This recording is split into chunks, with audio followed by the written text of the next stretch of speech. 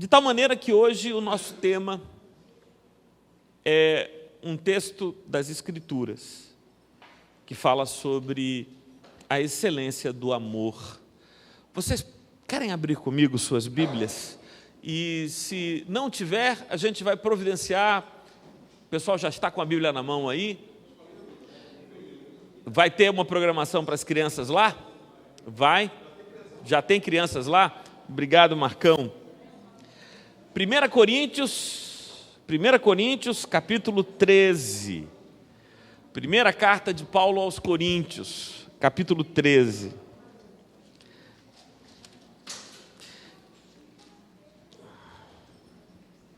Eu acredito, Geraldo, que este é o texto mais conhecido entre todas as epístolas de Paulo. 1 Coríntios, capítulo 13. E se você tem uma dessas Bíblias que ficam aqui na comunidade, é a página 1163, 1163. Página 1163, 1163. É aquela ode ao amor. Todos já ouvimos, não é? Ainda que eu fale a língua dos homens e dos anjos, se eu não tiver amor. Bem, esse texto, quantos já ouviram esse texto antes? Levantem uma de suas mãos. Vocês lembram da música do Renato Russo, que menciona parte dessa letra? Já ouviram aquela música do Renato Russo, em que ele menciona parte dessa letra? De todas as epístolas que Paulo escreveu, o capítulo mais conhecido é o capítulo 13 da primeira carta aos Coríntios. Contudo, Heleno, esse texto é muito mal compreendido, porque para compreendê-lo adequadamente, você tem que estar com a sua Bíblia aberta e perceber que Paulo está escrevendo dentro de um contexto que começa no capítulo 12, e que vai até o capítulo 14.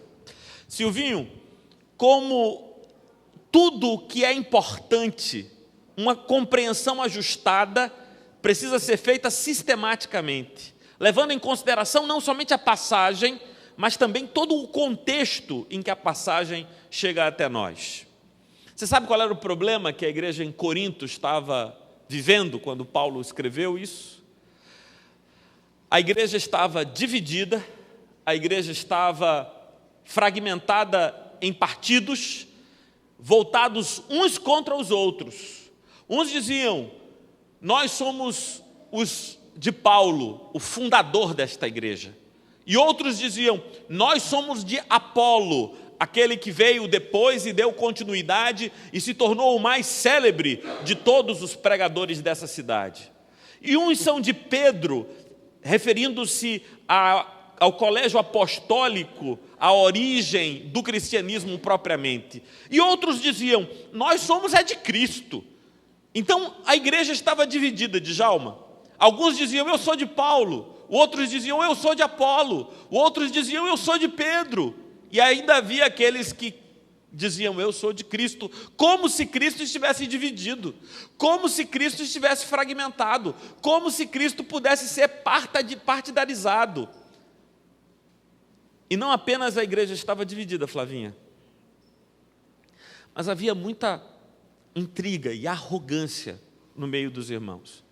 E o pior tipo de arrogância, Flavinha, que é a arrogância de natureza espiritual.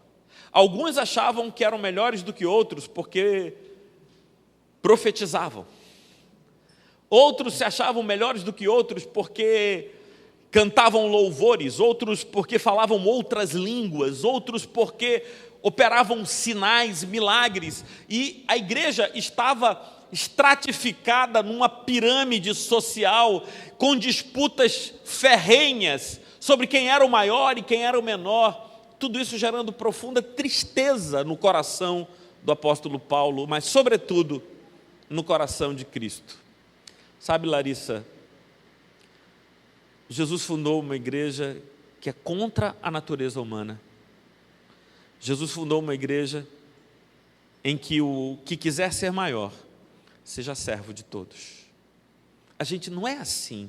A gente não pensa assim, Christian. A gente pensa que vai galgar postos de maior autoridade, de maior poder. Lá no mundo é assim, mas na casa do Senhor não pode ser assim. Aquele que quiser ser o maior deve fazer como Jesus fez, que se despiu, cingiu-se com uma toalha e foi lavar pés. Mas as pessoas não conseguem, Naim, passar de uma consciência mundana para com uma consciência espiritual. Elas não conseguem fazer a transição que as regras que vigem no mundo não podem vigir dentro da igreja. Que o modelo é outro. E aí o apóstolo Paulo, no capítulo 12, utiliza a mesma metáfora que ele utiliza lá em Romanos capítulo 12, que é a metáfora do corpo. Esse ano eu fiz 47 anos. Quando eu comecei o ministério, jovem assim, como Rubinho, eu dava essa ilustração, Rubinho, com muito mais destreza. Era uma referência a uma mensagem pregada pelo grande reformador alemão, Martinho Lutero. Mas agora com 47 anos está ficando mais difícil, né? Porque naquela época eu dizia o seguinte, isso era um sermão de Lutero. Lutero dizendo que essa metáfora de que nós somos um corpo, o corpo de Cristo, e assim como o corpo tem muitos membros, e nenhum membro pode dizer, o olho não pode dizer a boca, porque tu não és boca, não és do corpo, mas todos fazem parte do corpo. E Lutero falando sobre que Deus confere dons diferentes visando a edificação do corpo de Cristo, aí ele disse o seguinte, em um de seus sermões, Arnaud, eu não sei se você já esteve andando em casa e bateu com o dedo mínimo contra um pesado móvel. Já aconteceu com alguém aqui? Está andando dentro de casa, amanhã tinha lá uma arca. Vocês nem lembram o que é arca, não é? Arca era um móvel que ficava na sala. E você já esteve andando dentro de casa e bateu com o dedo mínimo num pesado móvel, e Lutero dizia, mas o dedo mínimo parece ser o mais indigno, o mais desprezado de todos os membros do corpo. E ele disse, quando isso acontece, começa a coreografia do amor. Em primeiro lugar, as mãos, órgãos muito honrosos, vão e abraçam o membro sofrido, trazendo o membro para perto do coração. Depois, a outra perna, a perna que não está machucada, começa uma dança de consolação. A boca canta um cântico e os olhos derramam um bálsamo sobre o unguento, sobre o membro machucado.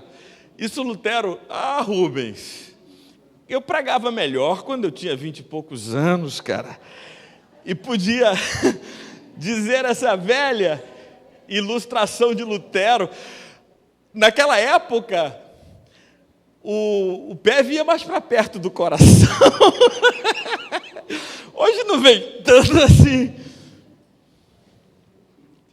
Tudo isso é a metáfora do corpo. Se um membro do corpo sofre, todos os outros membros se movem em solidariedade. Os olhos, a boca, os braços, as mãos, o corpo todo. E é exatamente quando Paulo repreende essa divisão, essas discórdias, essas intrigas, essas disputas, essa separação, essa falta de solidariedade que acontece no capítulo 13. Vamos lê-lo? Página 1163. Ele fala acerca dos dons espirituais, daí a palavra caris, Rubens, que é dom, e carisma, que é o plural de caris, dons, ele diz: eu passo a mostrar-vos ainda um caminho sobremodo excelente. A ideia aqui, Marcão, é que ter dons espirituais é muito bom, mas ter amor é excelente. É sobremodo excelente. E ele diz ainda que eu fale as línguas dos homens e dos anjos. Se não tiver amor, serei como o bronze que soa, ou como o símbolo que retine. Ainda que eu tenha o dom de profetizar e conheça todos os mistérios e toda a ciência, ainda que eu tenha tamanha fé a ponto de transportar montes, se não tiver amor, nada serei. Ainda que eu distribua todos os meus bens entre os pobres, e ainda que entregue o meu próprio corpo para ser queimado, se não tiver amor, nada disso me aproveitará. Vamos juntos no versículo 4. O amor é paciente, é benigno. O amor não arde em ciúmes, não se ufana, não se ensoberbece. Ainda até o versículo 7. Não se conduz inconvenientemente, não procura os seus interesses, não se exaspera, não se ressente do mal, não se alegra com a injustiça, mas regozija-se com a verdade. Tudo sofre, tudo crê, tudo espera, tudo suporta. O amor jamais acaba, mas havendo profecias, desaparecerão. Havendo línguas, cessarão, havendo ciência, passará. Porque em parte conhecemos e em parte profetizamos. Quando, porém, vier o que é perfeito, então o que é em parte será aniquilado. Vamos ler juntos? Quando eu era menino, falava como menino, sentia como menino, pensava como menino. Quando cheguei a ser homem, desisti das coisas próprias de menino. Porque agora vemos como em espelho obscuramente, então veremos face a face. Agora conheço em parte e então conhecerei como também sou conhecido. Todos a uma só voz, o versículo 13. Agora, pois, permanecem a fé, a esperança e o amor. Estes três, porém o maior destes é o amor.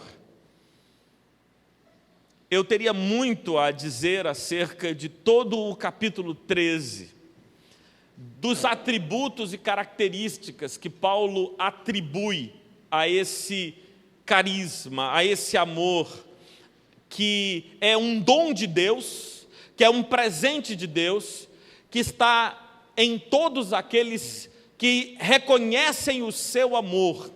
A palavra utilizada em grego no texto é ágape. Ágape.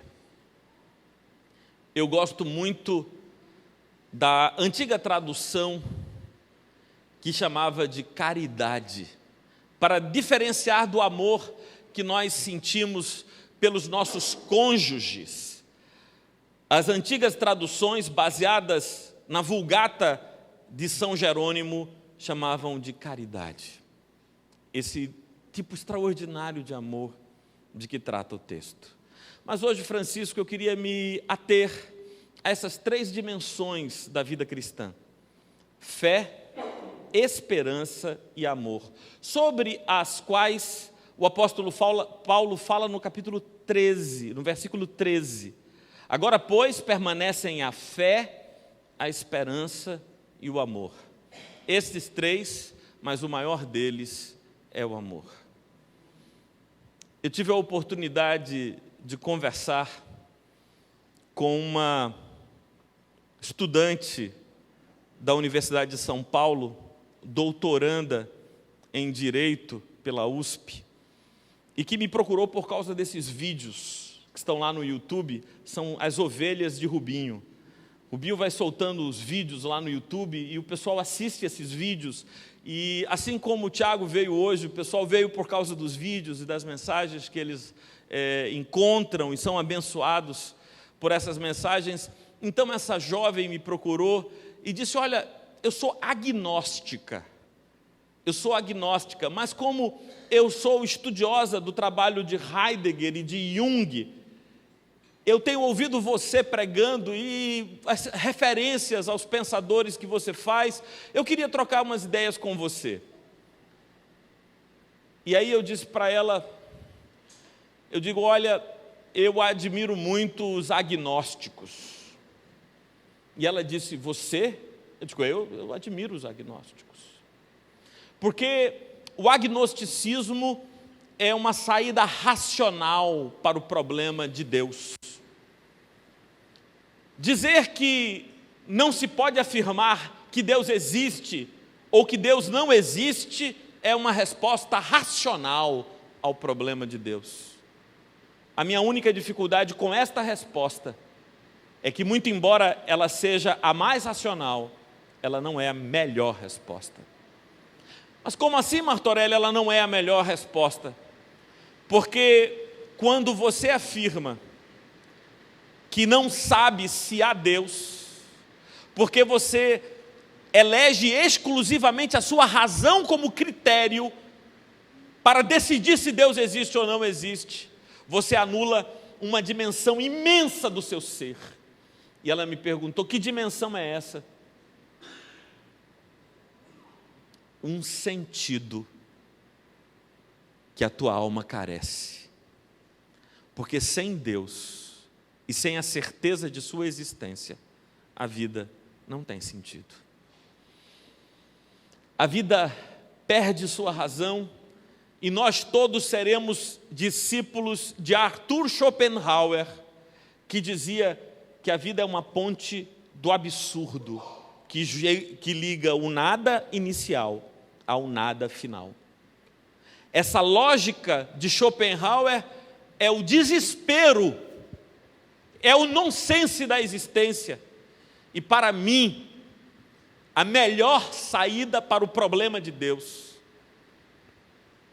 é a fé. A fé, ela é distinta da razão, mas ela não é irracional. A fé, ela não se move em categorias lógicas, ela se baseia numa certeza inexplicável e transcendente. Aquilo que numa canção que Renato tocou para a gente hoje, ele chamou de o mistério de Deus em você. O nosso valor, o nosso significado e o sentido da vida é uma revelação, de tal maneira que eu não posso te convencer, dizia eu a ela, de que Deus exista, e você não pode me convencer que Ele não existe, porque eu sinto a presença dEle dentro de mim.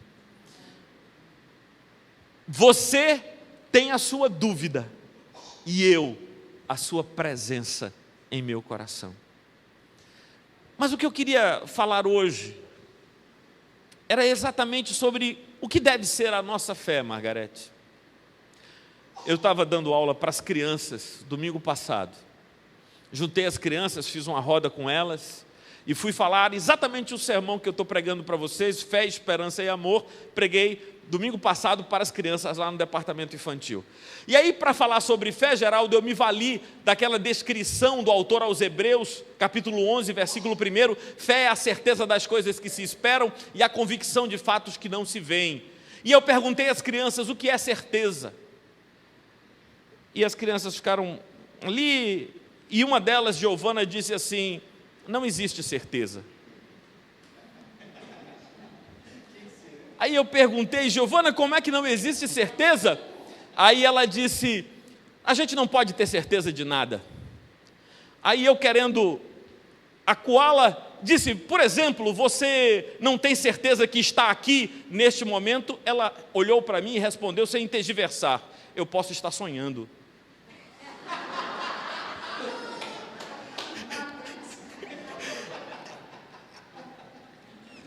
Eu tive que me conter, porque a vontade era dizer, parabéns, que mente filosófica, que mente filosófica. Mas eu tive que me conter, e disse, bem, é verdade, e eu preciso conversar um pouco com você sobre René Descartes. E eu falar um pouco sobre Descartes, acerca das provas ontológicas da existência e da certeza, mas esse é um mundo em que as pessoas não têm certeza, e as crianças aprendem a inexistência das certezas bem cedo. E a gente se desilude com as certezas que já teve, sim ou não, Rosinha? A gente um dia teve certas certezas, fixou-se nessas certezas, firmou-se nessas certezas, e foram essas certezas que puxaram o nosso tapete, nos abalaram e nos deixaram, muitas vezes, perplexos e sem um caminho para a gente. Hoje eu queria falar sobre fé como 3 certezas essenciais, que não se fixam na razão, mas em uma consciência da verdade do ensino de Jesus, a que nós precisamos nos apegar, como um salto no escuro que Kierkegaard mencionou. Em primeiro lugar, acreditar que Deus existe, que Ele criou todas as coisas,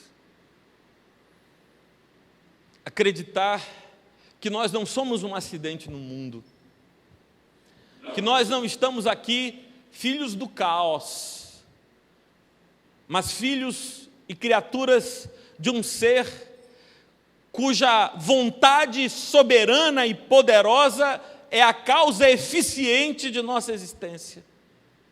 Crer em Deus. Mas não basta crer em Deus, é preciso crer que Deus está presente, Tiane, na nossa vida. Porque os teístas, eles creem em Deus, mas creem num Deus que deu corda no mundo e foi embora. E o mundo funciona ainda porque alguém criou tudo isso aqui e pôs a coisa para rodar. Não obstante, Tati, eu creio que Deus existe e que Ele está presente na minha vida. Mas isso não é suficiente ainda, Pati. Eu preciso crer que Deus existe. Eu preciso crer que Ele está presente. E eu preciso crer que Ele é bom. Caso contrário, Lourdes, Deus será uma assombração na minha vida e não consolação. Por isso, o grande ensino de Jesus foi: Pai nosso que estás nos céus. Quando ele disse que estás nos céus, ele não quis dizer que estás ausente daqui. Ele quis dizer: Pai nosso que tem toda a autoridade. Pai nosso que está acima de todo o reinado, todo o principado, toda a potestade, toda a força desse mundo. Deus existe, está presente e me ama. E cuida de mim como um pai amoroso, cuidadoso. Essa é a base da nossa experiência com Deus. Palha, se nos esquecermos disso um minuto sequer, a nossa vida descamba no desespero. Deus existe, Deus está presente e Deus cuida de nós. Ele é amoroso. Ele trata de nós como um pai que cuida de seu filho querido. Essa é a nossa fé. Qual será a nossa esperança? A fé é o caminho, Rubinho, que nos liga a Deus. A esperança é o caminho que nos liga à vida. Somente o indivíduo que tem fé pode ter a esperança que agora eu vou dizer a vocês. Qual é a minha esperança nessa vida? Se Deus é quem eu disse que Ele é, então eu posso acreditar sobre 3 verdades acerca da esperança e acerca da vida. A primeira verdade, talvez a mais difícil. Em nossa vida, todas as coisas, Gislaine, dão certo, mesmo de um modo que eu não esperava. Pedro, a gente fica brincando de Deus feito Naamã. Vocês lembram quando Naamã vai até a casa de Eliseu, e Eliseu manda para ele um recado para ele se banhar 7 vezes no Rio Jordão, e ele disse: não vou fazer isso. E perguntam: por que você não vai fazer isso? Eu esperava que este homem, que é homem de Deus, saísse de sua casa, viesse até aqui, colocasse a sua mão sobre a minha chaga, intercedesse ao seu Deus por mim para me fazer curado. E agora ele vem e me manda me banhar 7 vezes no Rio Jordão. Não faço isso. Ou seja, ele havia esquematizado como o homem de Deus deveria agir na vida dele, e ele só aceitava a resposta de Deus se fosse do jeito que ele havia premeditado. Mas sabe, na minha vida, quando uma porta se abre, dá certo. Na minha vida, quando uma porta se fecha, dá certo também. Porque quando a gente crê em Deus, as portas abertas e as portas fechadas têm o mesmo valor. É a vontade de Deus se realizando na minha história. Tudo dá certo na nossa vida, ainda que seja de um modo diferente daquele que a gente esperava, Francisco. A gente esperava que fosse de um jeito. Não foi desse jeito. Mas se a gente confia na provisão de Deus e no cuidado de Deus, a gente é capaz de dizer, como nos ensinou Jó, diante do maior de todos os absurdos, no dia mesmo em que ele perdeu seus 10 filhos, num acidente terrível, ele disse essa frase, que sintetiza a mais sublime expressão de fé que alguém pode traduzir em palavras. Deus o deu, Deus o tomou, bendito seja o nome do Senhor. Vamos dizer juntos? Deus o deu, Deus o tomou, bendito seja o nome do Senhor. Se Ele dá, é parte do seu plano. Se Ele toma, é parte do seu plano. Se Ele abre a porta, é parte do seu plano. Se Ele fecha a porta, é parte do seu plano. A minha função é viver segundo a vontade dEle, na certeza de que a minha vida será conduzida por Ele. E quando dá certo, é porque é da vontade dEle que dê certo. E quando dá errado, deu certo, de um modo diferente do que eu imaginava. E aí você pode me dizer: Martô, mas isso não é alienação? Alienação? Sabe o que é alienação, Christian? É não ver a realidade. Isso é alienação. O indivíduo tem os inimigos acampados e cercando o seu arraial, e olha para fora e não vê inimigo nenhum. Isso é alienação. Fé não é alienação. Fé é a capacidade de ver para além dos inimigos. Vê-los também, mas ver para além deles e não vê-los somente a eles. Ver também o que Deus está realizando e preparando em nosso favor para o nosso bem. Fé é diferente de alienação, porque a alienação ignora a realidade, enquanto a fé me lança para além da realidade, porque percebe e discerne a presença de Deus. E uma vida cheia de esperança é uma vida capaz de olhar para a história e perceber para além das circunstâncias a provisão de Deus. E qual é a canção, Heleno, que nos lembra disso? Deus tem um plano para cada criatura em Sueli, e um caminho para mim traçou. Seu si, aos astros Ele dá os céus, aos rios Ele dá um leito. Não é assim? Deus tem um plano para cada criatura. Eu acredito e eu tenho esperança que a minha vida caminhe desse modo. Então o primeiro fundamento da esperança é este fundamento. As coisas sempre na nossa vida dão certo. Olhar para a vida assim, e ainda que isso não aconteça do modo como nós queríamos que fosse, essa experiência adversa, essa experiência desagradável e dolorosa, tem muito para nos ensinar, e nós vamos aprender com ela. Em segundo lugar, a esperança de que tudo na vida nos impulsiona para crescermos na direção de parecermos um pouco mais com Jesus. O grande objetivo dessa vida, João, não é sermos homens e mulheres de sucesso.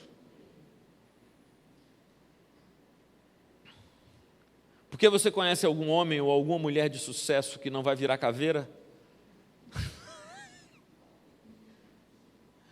Se o objetivo da existência fosse ser um homem ou uma mulher de sucesso, eu já estaria completamente desesperado, porque eu sei que o meu destino é ser caveira. E eu estou dizendo isso lembrando de São Bento Arnault. São Bento, esse monge medieval de onde descendem os beneditinos. São Bento dizia assim, Rubens, que na mesa de todo intelectual, de todo padre, de todo homem, na mesa de trabalho onde ele consulta seus livros, deveria haver um crânio humano. Tiago, não é um crânio de cerâmica, era um crânio mesmo, que deveria ser pego dos indigentes e colocado sobre a mesa de trabalho. Sabe para quê, Arnaud? Quando os trabalhos científicos dessem certo e viessem nos entregar as canetas em homenagem ao sucesso, você virava o olho assim, olhava para o crânio e lembrava, um dia eu vou ser ele. E não se deixava tomar pela soberba. Isso é uma lição de São Bento. Ou seja, se o nosso objetivo for ser um homem e uma mulher de sucesso, que loucura! Porque o homem e mulher de mais sucesso nesse mundo um dia vai ser nada, é aquela faticidade da morte. O objetivo dessa vida é sermos mais parecidos com Jesus. E tudo quanto está acontecendo na nossa vida hoje está nos impulsionando a tornarmos-nos mais parecidos com Jesus. Tudo é lição de Deus na nossa vida. Tudo é preparação de Deus para a nossa vida, para a gente se tornar mais semelhante, mais parecido com Cristo. E a minha esperança é que eu estou crescendo, é que você está crescendo. E a gente cresce com as lições daquela professora terrível, que nos ensina lições amargas, mas profundas. Tia Dor. Conhecem Tia Dor? Não conhecem Tia Dor? Porque Tia Alegria é fraca. Roberta, é boa, eu gosto de Tia Alegria. Mas Tia Alegria, assim, sabe, pedagogicamente falando, Tia Alegria, mas Tia Dor dá umas lições, rapaz, Tia Dor é fogo. Tia Alegria e Tia Dor têm lugar na minha vida. Eu preferiria que a minha vida fosse marcada por Tia Alegria, mas louvado seja Deus, que permite que Tia Dor entre na minha vida e me ensine o que eu preciso aprender com ela. E quando eu chego e acordo de manhã, e descubro que é Tia Dor que vai dar aula, eu digo, poxa vida, mas tudo bem, eu vou aprender. Eu preferia que não fosse ela, Larissa, eu queria que Tia Alegria desse aula todo dia, mas tem dia que é dia de Tia Dor, e eu vou me assentar e eu vou ouvir o que ela tem a me dizer, porque eu tenho a esperança de virar mais parecido com Cristo.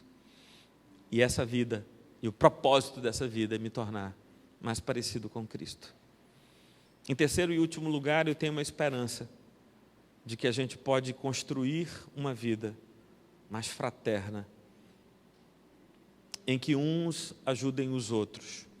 Eu escrevi no meu Facebook uma frase ontem, que pouca gente, Geraldo, vai entender.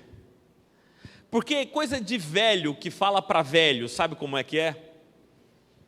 Coisa de velho que fala para velho. A frase dizia mais ou menos o seguinte, dizia que todos nós somos seres sozinhos. Todos nós, no fundo e profundamente, estamos sós. E o amor é essa experiência em que as nossas solidões se tocam. Como no feitiço de Áquila. Aí pronto, quebrou. Ninguém mais entende, porque tinha que saber o que é o feitiço de Áquila. E Feitiço de Áquila era um filme que passava na sessão da tarde na década de 90. Aí não dá. Aí a moçada não vai entender nunca. Mas eu disse, eu digo, todos nós somos seres sóis. O amor é aquela ocasião em que as nossas solidões se tocam, como no feitiço de Áquila. Tiane, tu lembra do feitiço de Áquila? Era um casal apaixonado. E um bispo envolvido com magia negra amaldiçoou o casal porque cobiçava a moça que era apaixonada pelo campeão do rei. E a maldição era esta: de noite o rapaz virava um lobo negro, de dia a moça uma águia. E eles nunca ficavam juntos, porque de dia ela era águia, de noite ele era lobo.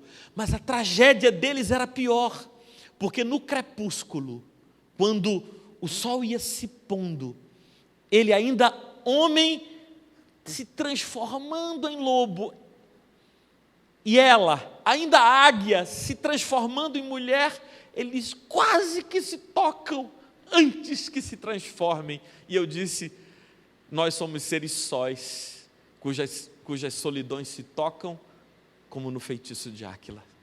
Puxa vida! Isso é amor, é a gente tocar as nossas solidões, é deixar que as nossas solidões se toquem, de tal maneira que você não precisa caminhar sozinha, você não precisa ser sozinho.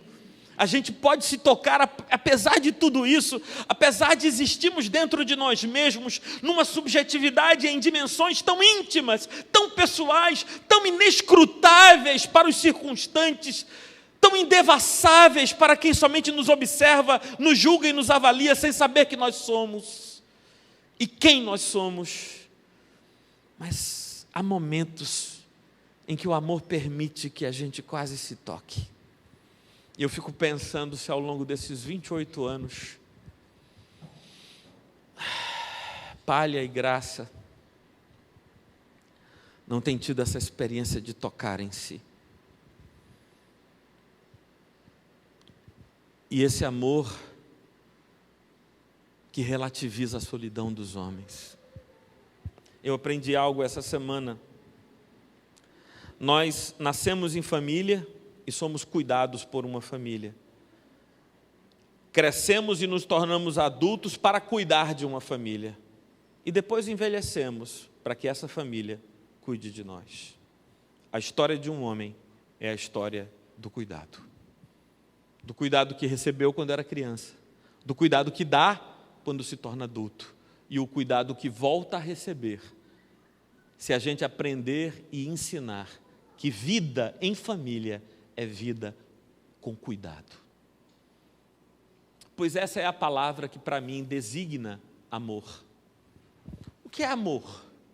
Você sabe o que é amor? Uma palavra plurívoca, cheia de significações, de sentidos. O que é amor? Pois, Patrícia, amor na Bíblia é cuidado. Quem ama, cuida. Quem cuida, ama. Quem não cuida, ainda que ama, não ama. O convite, Cristian, é muito mais objetivo do que amar Larissa. É cuidar dela. O convite, Larissa, não é ambíguo, como se eu pedisse a você que amasse Cristian. É para cuidar dele. Eu quero cuidar de você. E vou me abrir para você cuidar de mim. E essa é a experiência de ser família quando as solidões se tocam. Quando nossas solidões se tocam, aí alguma coisa acontece. Uma experiência única, maravilhosa. É por isso que o apóstolo Paulo diz que fé é muito bom, esperança é maravilhoso, mas o amor é o que torna a gente gente. É o amor que torna a gente quem a gente precisa ser, Roberta. É o amor que é cuidado.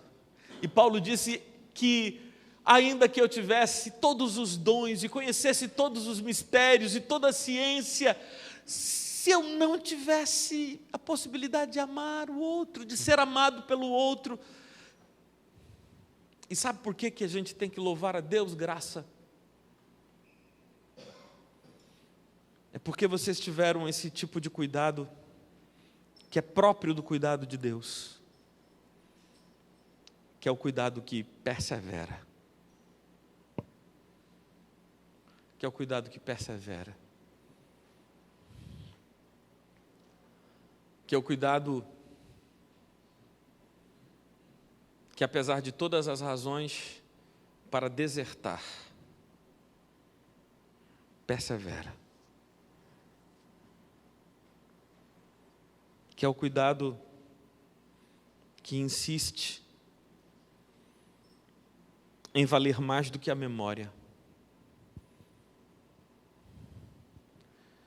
Sabe, os jovens casais que estão aqui, alguns que eu casei, outros que eu vou casar,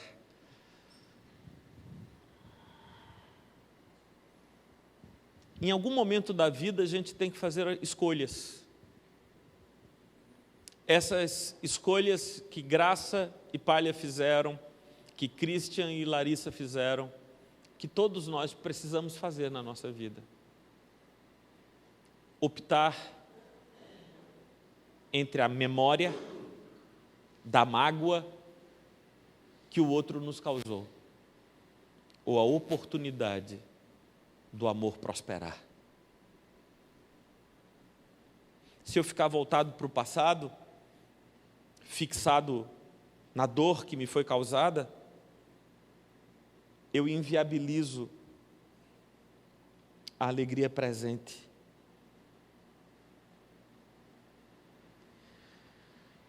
E a felicidade futura. Por isso é preciso perseverar em amar, e perseverar em amar é perdoar o outro. É tirar os olhos do passado e dizer, eu lembro o que passou, choro pelo que passou, me entristeço com o que passou, mas eu elejo o nosso amor e a nossa relação, o nosso cuidado. Agora a gente está chegando naqueles momentos difíceis, Naim, e que igreja evangélica é um problema sério. Nossa igreja não é evangélica, eu não gosto dessa palavra, eu gosto de dizer, nós somos uma comunidade cristã, mas toda vez que eu peço para tocar uma música romântica, ai meu pai, mas é um problema, rapaz, porque esse pessoal nascido e criado em igreja presbiteriana, sabe música romântica? Coroinha, bicho, não sabe, mas será que sai alguma coisa aí? Mas sai, eu não sei não. Eu não sei, rapaz, esse negócio, eu não sei. Eu queria que nós tivéssemos um momento de oração agora. Queria que nós tivéssemos um momento de oração, porque o grande desafio dessa vida é nós sermos capazes de experimentar o amor. Deus existe, está presente, é amoroso. A vida é provisão de Deus, é essa escola do Senhor que nos ensina pela alegria e pela dor, e nós a enxergamos com a esperança de nos transformarmos em seres mais parecidos com Cristo. Mas o grande convite dessa vida é o amor. Porque Deus nos ama, é que nós também somos convidados a amar uns aos outros. E vocês disseram, não fui eu quem disse, lendo o apóstolo Paulo, vocês disseram estas palavras: o amor é paciente, é benigno, o amor não arde em ciúmes, não se ufana, não se ensoberbece. O amor não se conduz inconvenientemente, não procura os seus interesses, não se exaspera, não se ressente do mal. Não se alegra com a injustiça, mas regozija-se com a verdade. Tudo sofre, tudo crê, tudo suporta. O amor jamais acaba. Esse amor de Deus, a ser emulado por nós, imitado por nós, traduzidos por nós.